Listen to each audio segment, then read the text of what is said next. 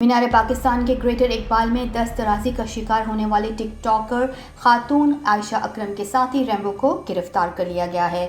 Deputy inspector general DIG investigation Shariq Jamal के मुताबिक मुतासरा खातून ने वाक़े का जिम्मेदार रैम्बो को करार दे दिया, जिस पर उसे गिरफ्तार कर लिया गया है।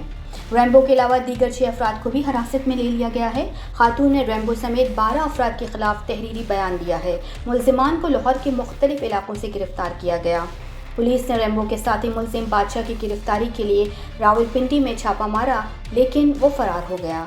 FBR ने टैक्स गुजारों की सहूलत के लिए सिंगल सेल्स टैक्स पोर्टल तैयार कर लिया है। उन्होंने बताया कि आयशा ने 400 अफराद के खिलाफ मुकदमा दर्ज कराया था, जिनमें से 104 अफराद को गिरफ्तार किया गया है।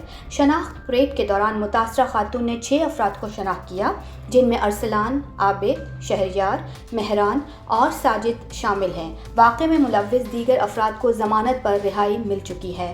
ख्याल रहे कि आज DIG इन्वेस्टिगेशन को दिए गए अपने तहरीरी बयान में आयशा अकरम ने कहा था कि रैम्बो ने इसकी नाज़ेबा वीडियोज़ बना रखी हैं, जिनकी बिना पर वो इसे ब्लैकमेल करता है और अब तक 10 लाख रुपए वसूल कर चुका है। इसके अलावा वो अपनी आधी तनख्वाह रैम्बो को देती है। खातून ने इल्ज़ाम आयद किया था कि यौम आज़ादी पर ग्रेटर इकबाल पार्क जाने का मंसूबा रैम्बो ने बनाया था। वो बादशाह के साथ मिलकर अपना टिकटॉक गैंग भी चलाता है।